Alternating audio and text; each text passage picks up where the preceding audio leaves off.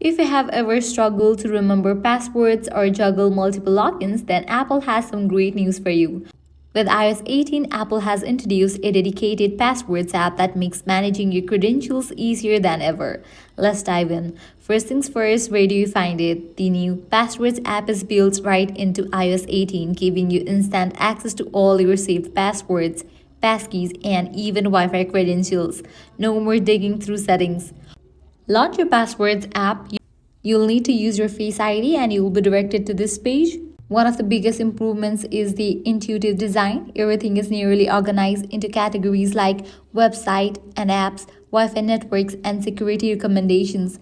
Plus, Apple has improved autofill and search, making it faster to find exactly what you need. And security. Apple's got that covered. The app additionally alerts you to weak or compromised passwords and offers easy ways to update them. There's also deeper integration with Face ID and Touch ID to keep your credentials safe and secure. With all these features, the new Passwords app in iOS 18 makes password management simpler, safer, and the way more convenient. So what do you think? Let me know in the comments and don't forget to like and subscribe for more iOS 18 tips.